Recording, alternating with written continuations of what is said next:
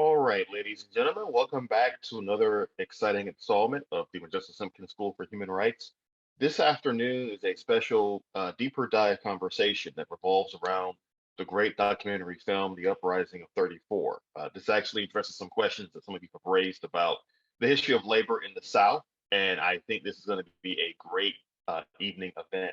I am pleased, of course, to welcome Dr. Michelle Haberland, professor of history at Georgia Southern University, who's specialist in the issues of class, race, and gender in the Deep South. And I just want to say, on a personal note, Dr. Haberland was one of my professors at Georgia Southern. In many ways, I would not be here before you this afternoon as an instructor of history if it were not for Dr. Haberland absolutely making sure that I understood some of the many complexities of history. And in particular, her working class history course quite simply changed my life. So I am glad that she is here this evening. She is a specialist in labor history, and she can talk a bit more about the work that she's done. She has written a wonderful book called Striking Beauties, Women, Apparel Workers in the United States South, 1930 to 2000, which is really the first book-length work on women in the Southern apparel industry and the labor movement there.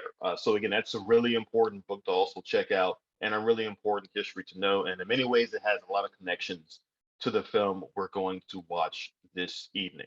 Now, before we move on, remember when we get to the Q&A session after the film's over, make sure to put your questions in the chat box at the bottom. And please be attentive, please be courteous to others who are here this afternoon. And without further ado, I'd like to turn the floor over first to Dr. Haberland. And after that, Brett's going to say a little bit about the connections between this film and the state of South Carolina specifically, and then we'll get the film started. So, Dr. Haberland, the floor is yours. Well, thank you very much. And I just want to say happy real Labor Day to everybody, for it is International Workers Day. And I can't think of a better way to honor workers and promote worker solidarity than what we're doing right now. So thank you so much for the invitation. So I thought it might be helpful just to say very few words to sort of set the stage for the film we're about to see. The Uprising of 34 takes place during the fourth and really going on to the fifth year of the Great Depression. And by this time, folks across the nation are beginning to think that the Great Depression is like never going to end, that this might just be how things are from here on out. There was this sort of sense that maybe it's just going to be working men and women at the bottom of the social ladder fighting for whatever scraps they can get. And just as the Great Depression really seemed to grab or take a stranglehold on the South, you also see textile employers trying to maximize their profits by initiating what were called stretch outs. And stretch outs were, they took several different forms, but basically they always adhered to this idea that they were going to maximize, employers were going to maximize production and efficiency by compelling workers to do more work in less time without increasing their wages. That's a stretch out.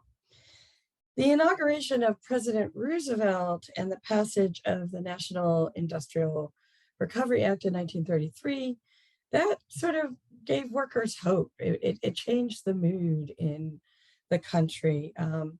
The act gave, Section 7A of the National Industrial Recovery Act gave workers for the first time in the United States the right to organize without fear of being fired. Up until this point, it was perfectly legal for an employer to say, you wanted to join a union, then you're out of here, right? And so this is the first time that you also see the government, the federal government, telling states this is how it's going to be, right? That exerting that federal control. Unionists across the country thanked Roosevelt and praised the Section 7A of the NIRA. United Mine Workers President John Lewis insisted that Section A was nothing less than labor's own emancipation proclamation. So really seen as a pivotal point. So in September of 1934, because of the stretch outs and because of what is happening on the national level with the recognition of workers' rights to organize, you see an unprecedented strike wave happen in the textile industry, with nearly 400,000 mill hands walking off their jobs to protest this wave of stretch outs in the nation's textile factories. This film focuses on the southern part of the strike, but the strike actually was national and particularly strong on the East Coast from Maine to Florida, which I think is important to note. Today, there's always controversy over what's the biggest strike in American history, but suffice it to say that this strike is a contender in the history of the country. The response to the strike, I suppose, is kind of predictable. You see an alliance of government, of law enforcement, and business sort of come together. And you watch Southern governors with that support using company hired thugs and calling out National Guard troops to protect capital, right? To protect capital, not workers.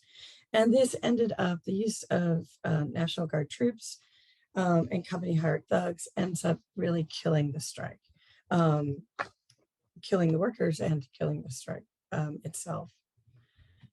The Uprising of 34 is one of my favorite documentaries of all time, and particularly because it features the memories of the workers themselves. They use some amazing footage from the strike itself as well. And it's really interesting when I teach this film at Georgia Southern. At Georgia Southern on the Statesboro campus, about a third of our students are first generation students. They are the first generation in their families to attend college. And when they watch this film, they see the history of their own people, right? They see their great-great-grandparents in this film and understand that this history is actually their history. The film itself was created by George Stoney and Judith Helfand and Susan Rostock. Stoney and Helfand spent nearly 6 years in the late 1980s and the 1990s tracking down and interviewing surviving strikers and their families in Georgia, in North Carolina, in Alabama, Tennessee, and South Carolina. The histories that they uncovered were new for, are new to my students. My students don't know this history. It hasn't been passed down. And I think that makes this film especially powerful. Ultimately, this film tells us a lot about what national strikes look like at a national level, or at a local level rather. They tell that on the ground story of a national event, which I think is really important. And it also tells us a lot about how power functions and functioned in American history. I think the fact that this story was uncovered really and revealed by Stoney and Helfand really underscores that this is an untold history, and it was largely an untold history until this film came about. It also has a lot of relevance to workers today, as I know we're going to talk about in just a second. We are seeing more and more workers exert control over their workplace. This is exactly what the strikers were doing in 1934. They were protesting the workers with their working conditions. And now you're seeing more and more workers today have, partly because of the labor shortage, have some leverage to initiate control over their own working conditions. I think we really have to know these histories and to tell these histories in order to best understand the possibilities of today, right? Of what this moment today means. I think we could look to the past to understand that. So without further ado, I will pass it off to Bruce. Thank you, Dr. Haberland. I want to mention the fact that we may be Southern by the grace of God, but we're stupid by choice in South Carolina, and it's not the workers' choice. The Grassroots Organizing Workshop, which preceded this progressive network, rented a big old building about a block and a half from the textile mill in Olympia in 1977. we were a union shop. In 1981, we became an IWW shop. We were very involved in the union movement. And the union movement in South Carolina is historically has in the past traded places with North Carolina being the least unionized in the nation. We're down to about, I think it's gotten below 3% of labor organized. And that, so there's a sense of anti-union attitude amongst working people. And where did that come from? And when George Stoney, the producer of the film, called Grow in the 80s and said he's making this movie, I think I'd known that there was a big textile strike. I had read by then Zen's People's History of the United States, and was a huge union committed man that realizes that we're not going to make and sustain significant systemic change in America without it being participated by the working class. So the bad people, the greedy people, have done all they can to just kind of erase the concept of working class. Everybody can be middle class, we got a job. But that the mill workers at the time when we were right down the street from them, the American Act II, Amalgamated Textile Workers Union, that wasn't worth a whole lot at that point in South Carolina. And there were people working there. Our neighbor at our building had been there for 50 years. He didn't know about this strike. And when he retired, he got his paycheck, his retirement was $50 a month, $1 a year for the time he put in. But that mill had come down when in industrial movement in the textile industry and industry in general moved from the north to the south for cheaper labor. That mill then, in my lifetime, I think it was probably in the late 80s, moved to Nicaragua. I remember a famous quote that I made up for Nikki Haley saying, "We don't have to compete with third world countries anymore. We can be one." But that finding out about the uprising of 34 opened a door for me to find out other things, like the fact that when they actually made the movie and put it online on PBS, it showed nationally in every state except the state where it happened. And the reason that we didn't see it in South Carolina is South Carolina is the only state in the nation that the entire educational broadcast system, all 63 licenses in South Carolina, unlike most states, the University of Georgia's got some, University of North Carolina has some, community groups have some, all of them belong to the state legislature in South Carolina, started in 1959. Because if they were going to integrate, they were going to keep the little black and white kids separate by teaching them on schools. And so racism brought us the nation's best broadband system that we're not even using today. So that banning of that film was indicative of the type of history that is denied here. We tried to show the film at Spartanburg, home of Milliken Textiles, and the town built by textile workers, and they wouldn't let us show it. No, we had scheduled posters up on the wall and all. They said that it was inappropriate propaganda. And so this is something that is a heavy lift for us to remember the history that they don't want us to know. And so with that, Dr. Green, let's bring on the show. All right, everyone. So that was the Uprising of 34. Again, an incredibly powerful documentary. On a personal, I remember the first time I watched this was in Dr. Haberland's class on working class history at Georgia Southern many years ago.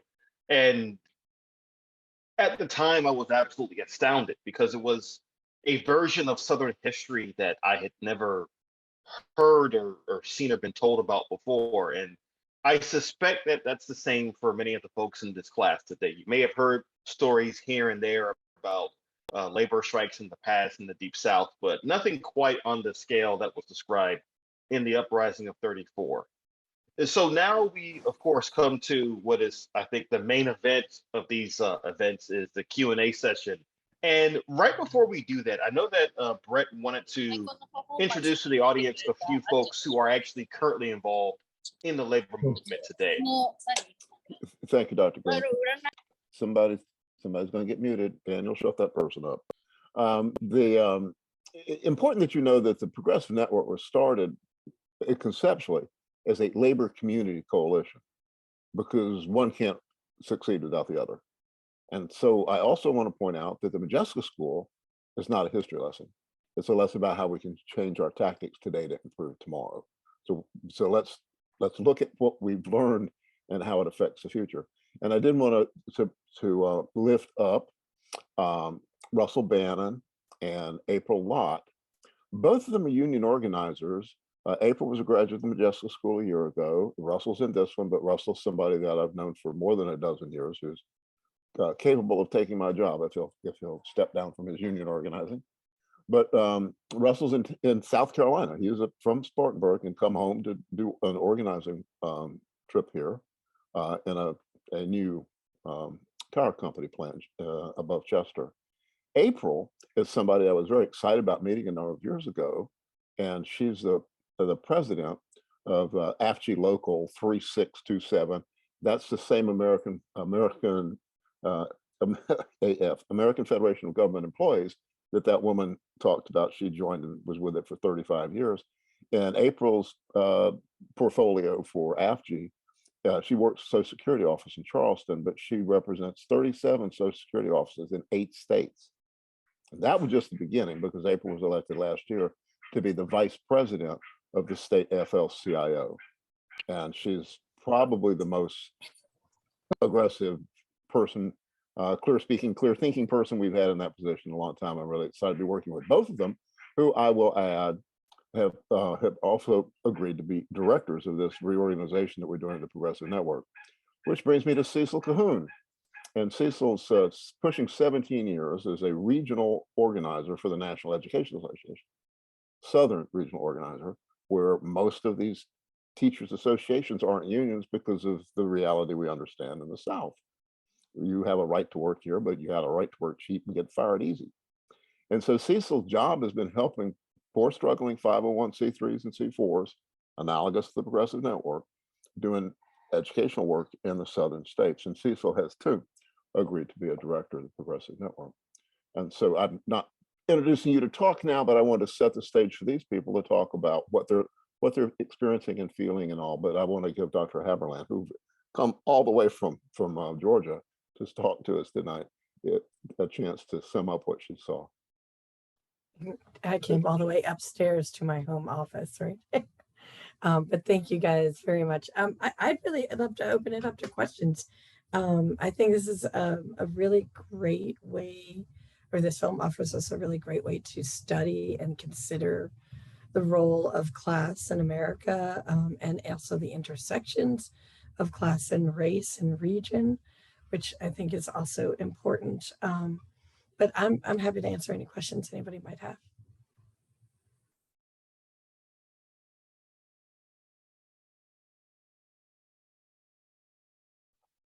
And please don't be shy to put your questions in the chat.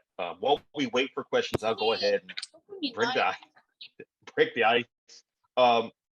Just a quick question about the history portrayed in the film. And I just want to ask you, as a labor historian, why do you think that this kind of history isn't better known? And not just the history of Uprising of 34, but more broadly speaking, it seems to me that labor history is a field of American history that isn't really well known to most Americans. Why not? Yeah, I think there's this long-standing fear of a workers' revolt. I mean, to be honest with you, that goes all the way back to 1919 in U.S. history. In 1919, just to give you sort of a context, there's a huge uptick in strikes, right? Real intense strikes all across the country. And what the response is to that is to basically create government agencies, the FBI in particular, to basically surveil the United States and ensure that a workers' revolt, like what was seen in Russia in 1917, doesn't happen in the United States, right? And so I think there's just right from the get-go this amazing alliance of different sectors of government. I mean, when government is protecting capital, when government makes a choice, or law enforcement makes a choice to protect the businesses instead of the workers, the people, well, that's a very profound thing, isn't it? And so, when we see, sort of going adrift a little bit here, but when we see, to protect and to serve in, so many local law enforcement slogans and vision statements and whatnot, to serve whom, right? To protect whom. And you can see really from the turn of the 20th century forward, an alliance that will be very hard to break. FDR dents it. FDR makes a dent in this. But at the end of the day, it is not successful, right? And there is this really strong alliance in this country between law enforcement, government, and big business.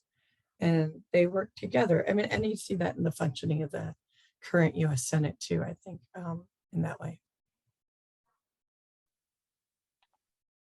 That's a great point. And that actually kind of leads into the next couple of questions we have. First from Mary Keenan. How many union members are there in South Carolina / Georgia today? I don't know that. Brett, do you know that information? Well, last You I know that checked, better than me. last I checked, over 30,000, maybe 35,000. April, you have better. April's nodding her head. And we've got private unions, and then we have federal unions, because public workers in South Carolina cannot belong to unions; they belong to associations. And they can have what's analogous to a union, but they can't bargain for wages or go on strike. And as of the last update from the South Carolina AFL-CIO, we had 59 organized unions that were under the umbrella of the South Carolina AFL-CIO. And not every union is under the umbrella of the AFL-CIO. That is correct. Part of the problem of being humans, and certainly it happens in unions, is the less power you have, the more you fight amongst yourselves. And there were a number of unions that split off, but they're coming back now. That's a longer discussion we'll have in the graduate level class. People on the left fighting amongst themselves? Impossible. Also, I do see in the chat, Russell did also point out, he says, I think there are around 40 to 50,000 union members in South Carolina. So he just put it in the chat as well. Actually, speaking of unions in the South, this is, I think, a really important question that gets at the heart of the documentary from Cecil Cahoon. Would you discuss reasons why FDR went no further than he did to address the pleas of striking workers after passage of the NIRA and through the uprising of 1934? Having campaigned against, quote, economic royalists, end quote, and enjoying the love of the working class as he did, why wouldn't he expend more political capital on their behalf? And finally, why did he appoint an oversight board of employers exclusively? Oh, there's so many questions there that and really good questions to respond to. So, because FDR is a political animal, that's why he had to get reelected, and he knew that. And he also, I think, he was being pulled in many directions, right? I think it is very telling that the textile board, the cotton boards, and so on. You see this in the Agricultural Adjustment Act as well as in the National Industrial Recovery Act. These are the boards that set like production quotas to get supply back into line with demand, and so they're going to make up for the gap in so let's say last year you farmed and you made you grew and harvested 100 bales of cotton. Then after the Agricultural Adjustment Act comes along, the Cotton Board says, no, we're going, in order to do to get the alignment of demand and production into better alignment, I should say, what they're going to need to do is to pay you to produce less, right? And those are called parity payments. And companies got the same thing. So you would see like textile companies would have to reduce their amount of production, right? So the idea was not on those boards initially to only have large employers using the Industrial Act. What ends up happening though is that, yes, it is completely all really large employers. And that's because they realized how powerful this was going to be. And so they scrambled to be on those boards because then we could control the industry. And it really, Section 7A of the NIRA is seen to try to balance that. We're giving employers this right. They get to meet up with other employers and talk about, what they're going to produce and what they're going to pay workers and so on. And so basically FDR argues that it's only fair then if we could have, workers do the same thing, right? That they should be able to meet up with other workers and say, this is the least we're going to work for. We're not going to work for less than that. So there's really quite a lot of balance there. But the bigger question that's overlying this is that why isn't FDR as good as he said he would be, right? And he is for his time. I mean, he can go back and say he did, something no other president had done, which was recognize the right of workers to organize. Even after it was struck down unconstitutional, he brings it back with the Wagner Act. And the Wagner Act, of course, is even stronger than the National Industrial Recovery Act or Section 7A, because this time a National Labor Relations Board is created, and that gives this act teeth, right? That workers can say, hey, I was fired. Who do I go to? Well, the NIRA really didn't answer that. But the Wagner Act, by setting up the National Labor Relations Board, did give workers a place to go. But FDR is a complex figure. And I think there were political realities that he was very concerned about in terms of staying popular. Now, I think this is an interesting question to follow up that one. This is from Donna Jones. Is there still the idea that unionism is allied with communism, at least as a way of assuring antipathy towards unions? Oh, heck yes. My goodness. Yes. Wow. And it's not just that. This is a little sort of well-known secret. It's not just organized labor, but it's also civil rights that's closely associated, right, in many people's minds with socialism and communism. And let's be really clear too that there are socialist and communist roots to the U.S. labor movement, absolutely. It was only during the Cold War that you see organized labor in the 1950s being forced to, my old advisor at University of Florida and I had differing opinions on this, but in the 1950s, you see organized labor being compelled to purge, right, the more radical members of their unions. And that, if you want to look at sort of or understand sort of how the American labor movement lost its groove, I think that's where you look. You look in the 1950s where there was, and really it's earlier than the 1950s, but by the 1950s there were loyalty oaths and things like this that come with the implementation of the 1947 Taft-Hartley Act. So I hope that answers the question, but yes, absolutely, that's still the case. And in a way, it's inaccurate because of the purge. I don't think there's a lot of active communists in the American labor movement today. But nevertheless, I also think that the roots of American labor movement are absolutely intertwined with socialist organizations and some communists. Dr. Green, let me add a footnote to that, because in my Central Labor Council that was meeting in the Majeska Simpkins house, I was the one that pushed the amendment to strike "Are you now or have you ever been a communist" from the bylaws of the AFL-CIO as they operated within our Central Labor Union that were passed in 1956 at the height of the Red Scare. And I want everybody here, this is a great opportunity to make this distinction between people that are socially oriented, socially centric, meaning that I want for you the same things I want for me, versus capital centric, which is about the acquisition of property and wealth. And you see, the capital centric people are winning and making the rules. And one of the things that they've done all along is to make the social centric people outsiders. I know very few people that consider themselves communist or socialist that happen to be labor organizers that have been promoting the Soviet Union or Russia.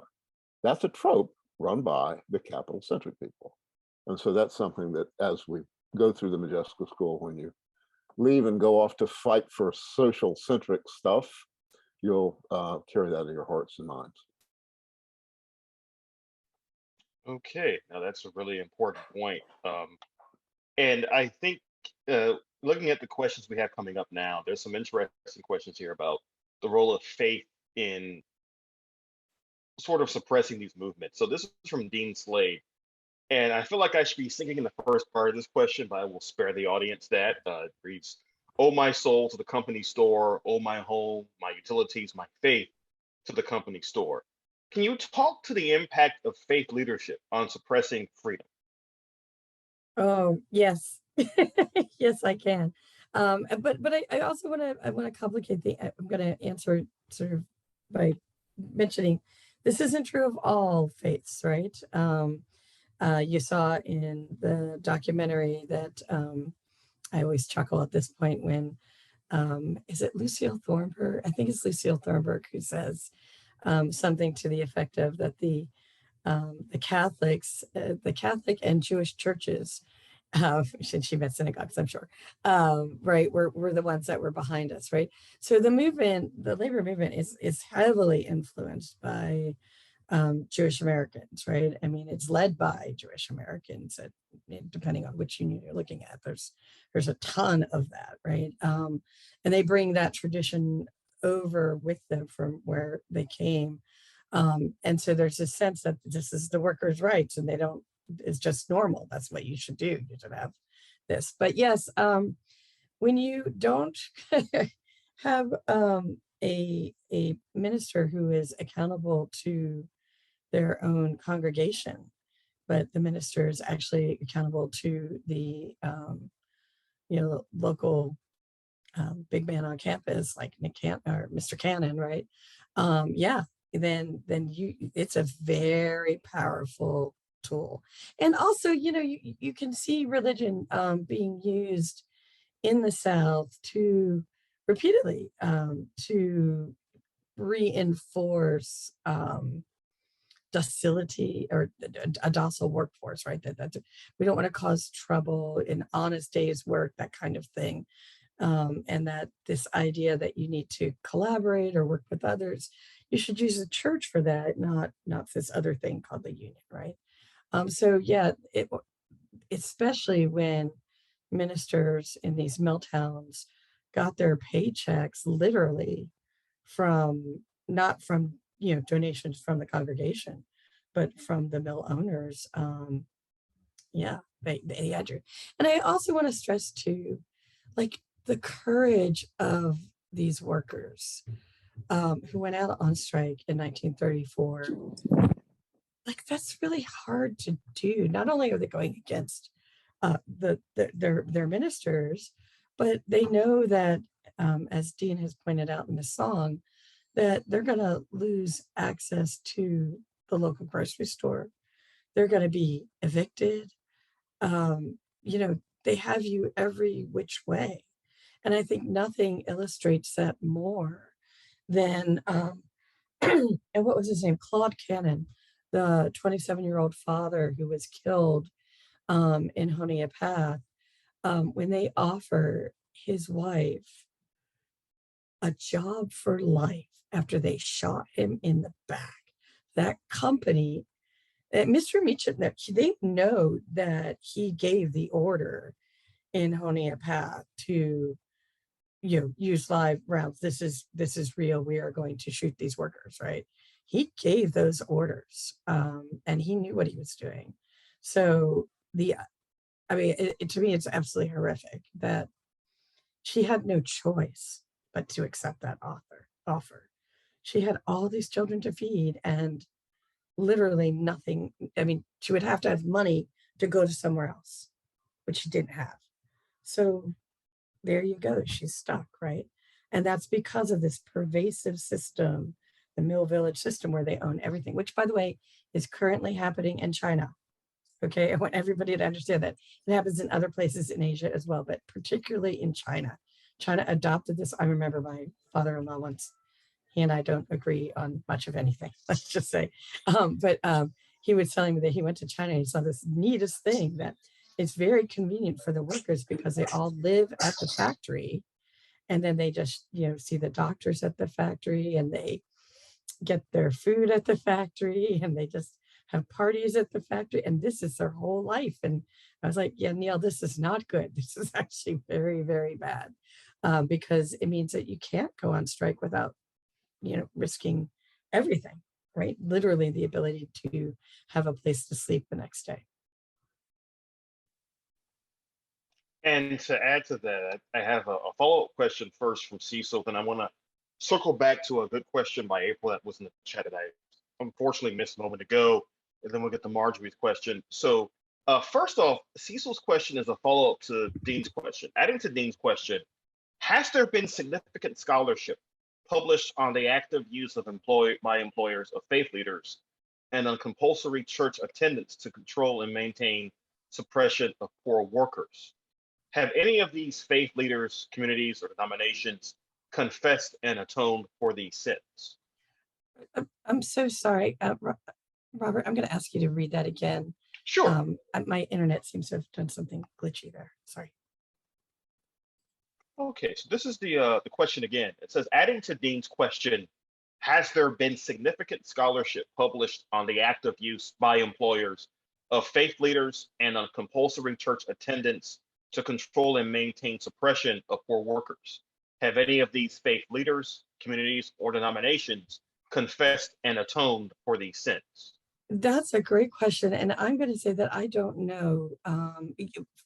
First, I will say yes. I'm not sure I can recall the titles off the top of my head, but yes, absolutely. There are scholars who have worked on the role of ministers, particularly with regard to the textile industry, because this was so typical in the textile industry to have the textile mill village and then this minister. So yes, there's, and of course I'm going to blank on the tops, but yes, I can get those and provide those later. The effort to atone.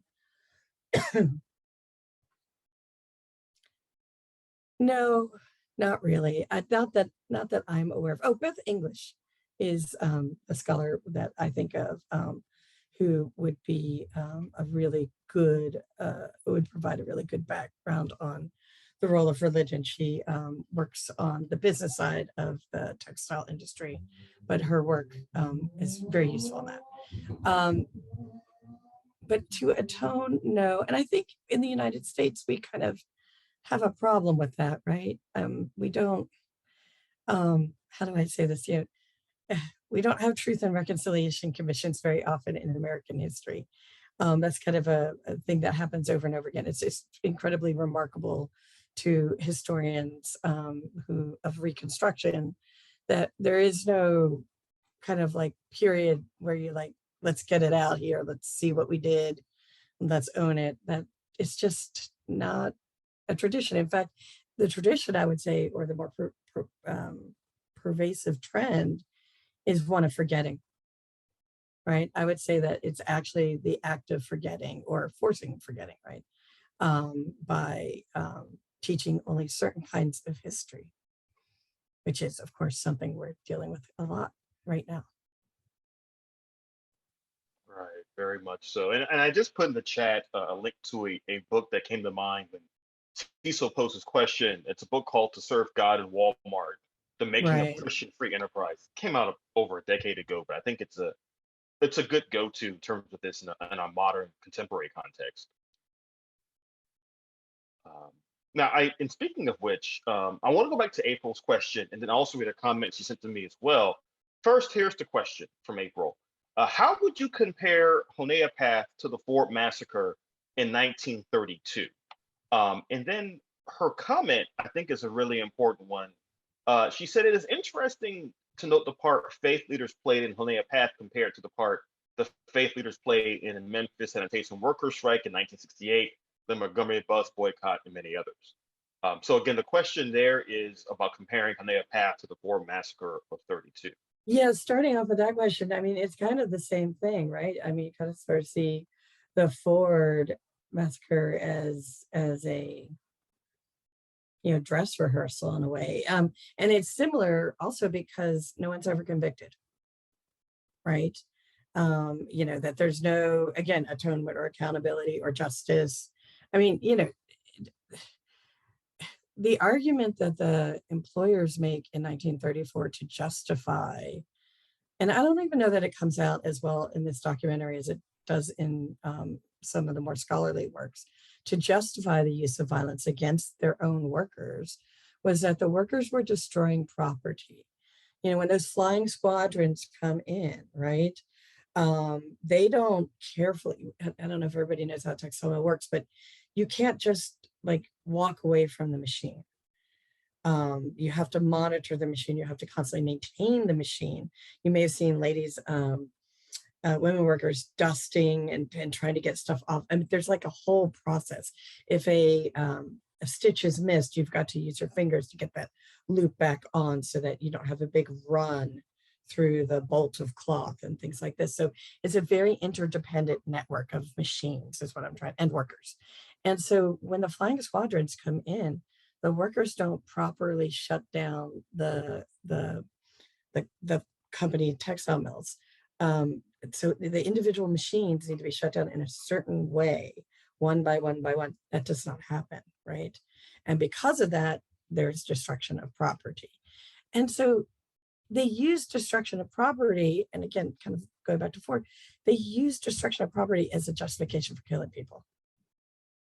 And that is, again, something that you'll hear on some news channels today, right? Particularly in the aftermath of the Black Lives Matter, is that I keep wanting to say to people, it's not violent when you kick over a I don't know, or kick in a store window. That's not violent. That's violence against property, but that's not really violence against people. So, it's destruction of property. It's vandalism. You can call it that, but you can't really call it like violence as in like what they did to those workers, right? So that is a huge theme in one of my chapters of my book, is just this misrepresentation of violence in labor organization. You see constantly that anti-unionists will make this direct association. It's like, you bring a labor union here, you're going to get violence. That's what happens. But when you really look at it, who's doing the violence?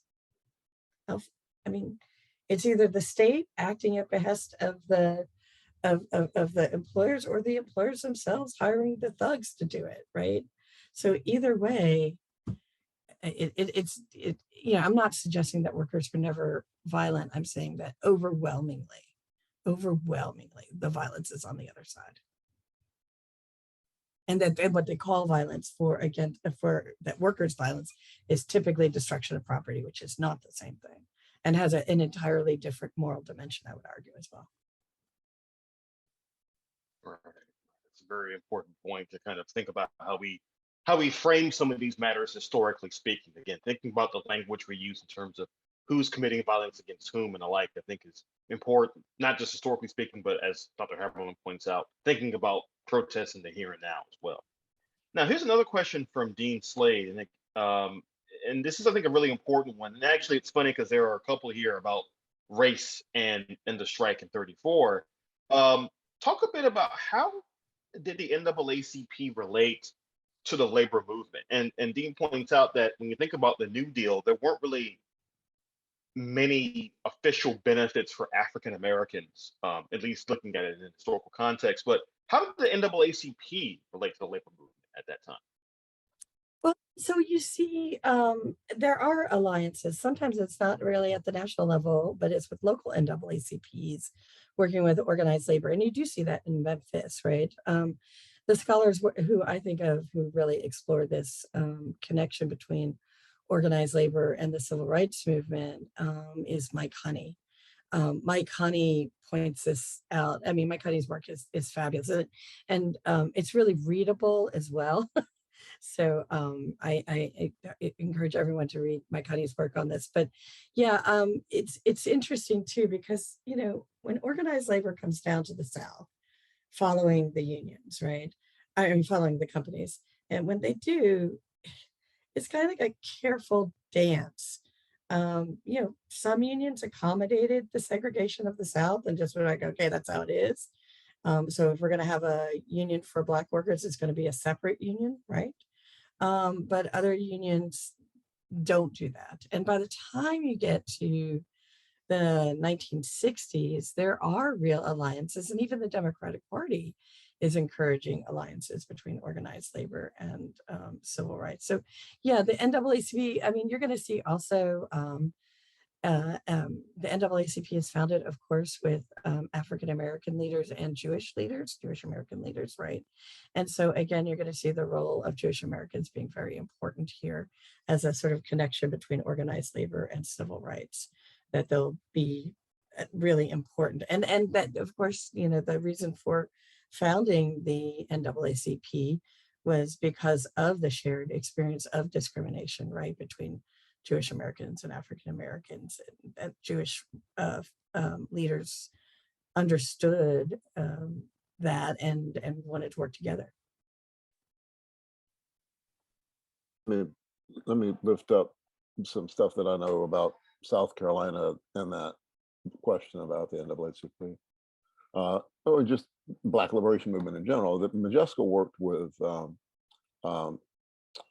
Philip Randolph and others, working with Roosevelt and the administration to get jobs for Black people during the New Deal. And that was a time when we had what's called a militant human rights movement within the Black liberation movement, influenced more by W.E.B. Du Bois than, say, Booker T. Washington. But when by the 50s, by the mid-50s, when the Red Scare cranked up again, you couldn't be an NAACP member in South Carolina and keep a job. And so the domestication of the civil rights movement in South Carolina had NAACP uprising leadership cooperating with the FBI, turning into people that had been in the militant NAACP movement who had been working with organized labor. The CIO, Operation Dixie, and all that. There was a lot of union people that were working in South Carolina, not a lot, but certainly some that were union members that also had communist relationships. But all of that was quashed by the Red Scare. And part of that was opportunism on people that wanted to get rid of that militant faction and take advantage of the good graces of the white people that would want to work with somebody that was more accommodating. You know, my old advisor at University of Florida was an amazing labor historian, Robert Zeger. He passed away a few years back. He, in his big book on the CIO, which is hundreds of pages long, he handles this particular chapter in a way that kind of surprised me and a little bit disappointed me, because his argument was, and he was older, so he's a little closer to that generation than I was. I look at the purge as being horrible, just gutting the labor movement. But he argued that the reality of the Cold War was that they had to do that. In order for a labor movement to continue to exist, they had to disassociate themselves with the more radical roots of the movement. And it was not something that, was welcomed, but was sort of something that just had to be done. I'm not saying I agree with him. I'm just saying that was his argument, was that that he didn't think that the movement could have even continued had it not been, and that it was that perilous to that moment, right? But I think you're right, though, because when we look at, organized labor in Europe compared to here in the United States, of course, they have a labor party in most European countries, right? And that's partially because they don't go through this period. They don't exercise the more radical voices. Okay, so we've got a few questions in the chat, and we're going to finish up around 6:30. So I'm going to try to get to as many of these as I can. Marjorie Hammock has a question. She said that she was surprised by the role of white women in the documentary. Did their activity continue in the women's movement at a later time? So no, it doesn't. It's really, really frustrating. And all right, let me start off by saying organized labor absolutely does come out and support, like, the 1974 Equal Rights Amendment, right? Organized labor officially at the top does endorse women's rights, at least to a point. But that's at the top. at the more grassroots level, it's just not translating. And I wish I had better, I had a better understanding of why that is. I write about this. I asked this is the apparel industry, not the textile industry, but sister industries, right? I asked every garment worker, every apparel worker that I interviewed, because I expected it would be a chapter in my book about the Equal Rights Amendment, right? And see their support for that. And so I asked everyone I interviewed, what do you think about the Equal Rights Amendment? And I usually said the ERA, and then they'd say the ERA, what? I don't know the ERA. So I said, oh, the Equal Rights Amendment. And they're like, I don't, most of them just were like, I can't recall. It had no significance to me. And it's really just shocking and frustrating because it was supposed to be a chapter in my book, right? But also like the silence spoke to me though, right? Like as a historian, I knew that the fact that they didn't have an answer for that question really signaled the failure of that movement to translate to working women's lives.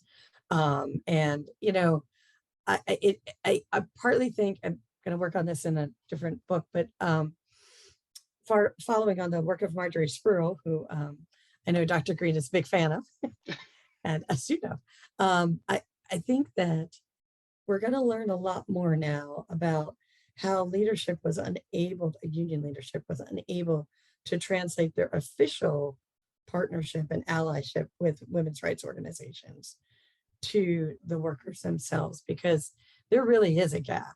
There really was great silence. The movement appeared, at least of the women that I interviewed, to have no relevance to these women's lives. And that may be because a lot of them, and it's the same thing for people who work as,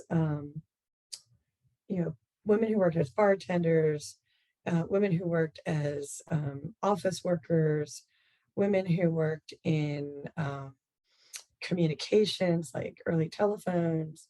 These are all very sex segregated jobs, not the least of which, of course, also is the apparel industry, right? Running a sewing machine is one of the most female jobs that you can find in the history of American labor.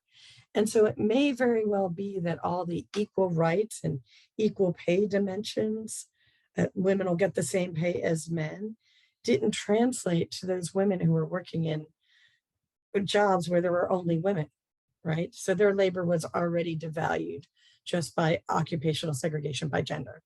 And so it may be because of that that they were unable to see the benefits of the Equal Rights Amendment and other elements of the women's rights movement. And let me just add one more thing though, that I'm still working though, because one of the things people say about the women's rights movement, to complicate this completely and undermine everything I just said, is one of the things that people say about the women's rights movement is that it was led by college educated white women who were elite and had ideas that didn't translate to working class people, kind of like what I just said, right? Except when you really look at things like the 1977 International Women Years Conference in Houston, which Marjorie Spruill writes about, you see that actually the women who are supporting the ERA are very diverse, right? We've got, Betty Friedan, we've got a lot of Jewish women who are leading this movement. Like, when did Jewish women become white? Because they weren't white in this period. They couldn't get into colleges, right? They couldn't get into all sorts of colleges. And then you see also African-American women supporting at that conference, as well as people like Dolores Huerta from the farm workers. So it's frustrating because I think there's some sort of gap, and the space between, quoting Dave Matthews, is a really interesting one that I'd like to study further. Right. And I think you're exactly right. There's so much more we have left to do on this time period and everything coming afterward in regards to both women's rights, human rights, civil rights as well. I want to turn the floor over to Brett. I know he had a few things to add as well. Robert, I just want to knock out a couple questions I think are related, and to mention to people that we will hang out with those that want to chat with open mic after we excuse the people that have to go. But Russell asked, what was the relationship, the black and white relationship in the mill villages? And after the strike, there was no relationship. There were no black people living in the mill villages. And that one of the circumstances that speaks to The next question, I think, was Elizabeth's about the relationship of the white workers not having some kind of inherent sympathy for the plight of the black workers. It was serfdom. I mean, it was some kind of like weird socialism, maybe, where the mill doctor took care of you, the mill school educated your children, and you spent your mill money at the mill store because there was nowhere else to spend it. You were always overdrawn, so you had to go back to work and keep that job, but you lost your house, the school, and the food. And so basically taking hostages. And so that was the circumstance that really was the wedge that was driven between the races. And that's like a very important learning tool. We can't, it's a hard thing to break unless you can feed people or pay them. And Christine had a question about, it seems that things change depending on who's running Washington. And that's right, because the labor relations boards and their attendant adjuncts are in the executive body. And you can have somebody come in like Roosevelt who says, I know the right thing, now make me do it. Or somebody like Donald Trump comes in and says he's looked deeply into Putin's soul. No, that was George W. So it does change depending on who's driving the train, which is one of the amazing things about this thing they practice and call democracy. But you will notice that it's always the people with the money that win, regardless of what decision they make. So Robert, there's some other questions, but I just wanted to point out that we can, some of us, I'm willing to stay and chat, and whoever wants to can. All right, let me just try to get to, let's see, let me get to this question from Cecil real quick before we wrap up this evening. Roger Milliken's grandfather is one example of Northern industrialists who migrated to the South to buy bankrupt upstate textile mills for a song during economic downturns, promoted the cheap labor plantation model, and actively fought against labor organizing. If you studied his infamous closure of Darlington Manufacturing Company, October 1956, when his workers voted to organize and a decade of litigation that followed, can you comment on its impact as a latter-day bookend to the strangling of union organizing in the South? Robert, could you read that last part of it again? I'm sorry. Again, I had Sure. trouble. Sorry. Okay, referring to Milliken's infamous closure of Darlington Manufacturing Company in October 1956, can you comment on its impact as a latter-day bookend to the strangling of union organizing in the South? So specifically, Roger Milliken, his strategies of using closing the Darlington Manufacturing Company in 56 as sort of a template for future labor suppression. Yeah, so that is, you're not supposed to be allowed to do that. And yet people do it all the time, right? It is actually illegal to threaten to close a shop. But you could, and so employers do this, but they do this because they hire basically attorneys who tell them exactly where that gray space is that they can operate, right, and say these things. But yes, that has been one of the most effective anti-labor tools of employers is to threaten to close the shop. And when you hear in 1934, I mean, people are desperate, right? I mean, you literally have working class Southerners eating dirt to relieve the nutritional deficiency diseases like pellagra. So, I mean, they're eating dirt so they can feel better. So because they're starving and they're not eating well. So yeah, the threatening to close a shop is one of the oldest tricks in the book. And it's technically illegal under the Wagner Act, but employers basically are able to get around it, as I understand it, by saying things like, well, the industry is the way the industry is, and I wouldn't want something awful to happen like the closing of a shop, like to speculate, right? And then that puts them in the safer land. But yeah, I mean, they do it all the time, and it's not supposed to be legal. So yeah, it continues. All right, so I'm going to just finish up today's conversation with this final question. And again, I want to thank Dr. Haberland for joining us this afternoon. She's been a great guest and really a fountain of information about the labor movement and working class history in the South. And I think this question is the perfect one for us to finish up today's chat. This is from Greg Howell. He asked, can you talk about why today's unions don't try to embrace their socialist origins, and educate its members and public at large on the idea that we don't have to choose between capitalism and socialism, and that we can have a balance, as is the case in some European countries. So that rather interesting question is how we're going to finish up tonight's conversation. It's a great question, and it's you know, I mean, it seems to me that if you look at the last election in particular, last presidential election, you see actually some alternatives to wage labor.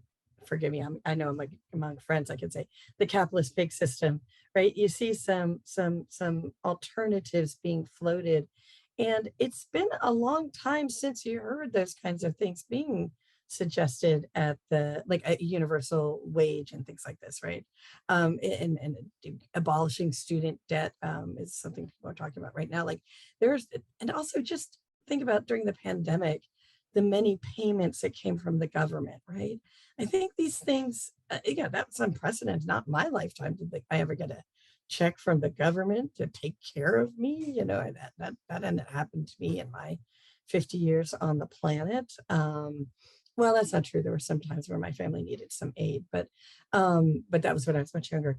So, but as an adult that had never, you know, get a government check that everybody got, that was really a different thing. So I guess what I'm trying to say is that I think that it's not as entrenched, or there may be cracks in the I don't know, in the ability of us to not have this conversation, right? To not talk about the socialist roots. But the other thing is to say the effect of the Cold War is incredibly strong and incredibly lasting.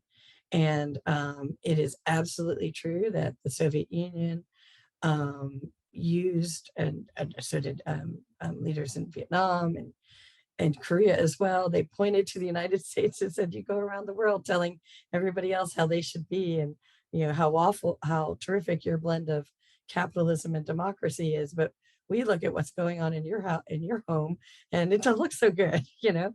And they would run footage of African Americans protesting for their rights and say, see, this is what's happening in America, right? So because of that vulnerability, you see the labor movement sort of go to a more moderate perspective, and it's very unfortunate. I think, you know, that the word socialist or communist has become a dirty word or whatever. It makes my head explode. So I don't know if you all remember that, you know, the fellow who used to do, is it Jeff Foxworthy? He used to do the "you might be a redneck if" jokes, right?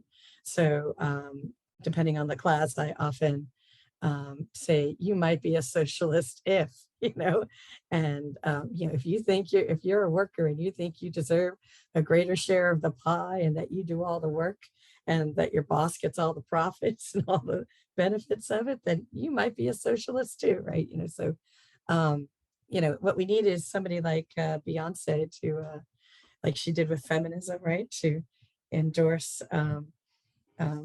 well, I don't know, to make it more popular, all right? I think to make it more popular. But I also want to say that, you know, remember, there's a lot more of us than there are of them, right? And if we can get out the vote, I do believe that that can help. I know a lot of, I'm not quite there where I'm giving up on democracy yet. I think it's possible that we can shape our you know, our system to be much more equitable. I think that's a great note for us to finish up today, to have really hope that we can organize and unite and fight for what's right. So again, a great round of applause, Dr. Haberland. Again, thank you so much for joining us this afternoon. If folks want to stay around for a post-game chat, so to speak, you're more than welcome to do so. And Brett, anything to add to that? Yeah, we're going to like drop our screens and just talk to each other, like, and get down in the weeds about socialism. Well, I can't thank you all enough. This has been, I I wish my students would ask these great questions. Y'all are great students. And you know your labor history. I mean, Yes, amen. it's an intimidating class. We're lucky to have Dr. Green I'm leading it. telling you. But you're I mean, welcome anytime, Michelle. Robert, I'd say that this challenges many a grad seminar we had in terms of Oh, level of intensity of trust me. discussion. You know, that's really good. I know firsthand. Trust me, it does. I mean, wow, that's just amazing. So y'all keep doing what you're doing, because you're doing good work. And no, faculty at Georgia Southern are not unionized. However, I am, well, we are sort of. We don't have a contract, and the state is under no obligation to negotiate a contract with us, but I am a proud member of the United Campus Workers of Georgia, and also president of our local American Association of University Professors. So yeah, I tried to walk the walk, you know. Thank you, Michelle. Your t-shirt and Dr. Green's book is going to be in the mail soon. All right, y'all take care. Have a great evening. And thank you so much. This was fabulous. What a great way to spend the real Labor Day. Yeah. Bye-bye. Thank you so much. Dr. Green, you're welcome to stay with us and facilitate this. I wanted to pick up on a question that we didn't get answered that was asked kind of at the end about why weren't, I'll sum it up to why aren't the internationals, the larger organizing bodies of the labor movement, leaning more towards socialism, leaning more towards social constructs like universal health care? And I certainly have an answer to that. And I bet Cecil does, and Nathan and Russell does. But I think it's a provocative question, but I'm not going to answer it unless somebody misses it. Swing the bat, y'all. Go right ahead, please. Yeah, I have to actually meet myself, but please continue the conversation. What was the question, Brett? Well, the question was raised as to why don't the unions have a more tactical orientation towards what we call socialism, about the rights of equal wages and et cetera, than they do. And I mean, the answer is they have to deal with the people that get elected to run the NLRB, et cetera, but they're also beholden to, you know, corporations in ways that are uncomfortable for a lot of people. So that distinction is why aren't the unions more left oriented than they are now? I can speak to the experience at the National Education Association, and the easy answer to your question is because we're a democratically organized national union. And that means that our governing body, our largest governing body, about 8,000 or more elected delegates from across the country who meet for a week each summer, are beholden to the culture, the political ideologies of the people who elected them in the various states.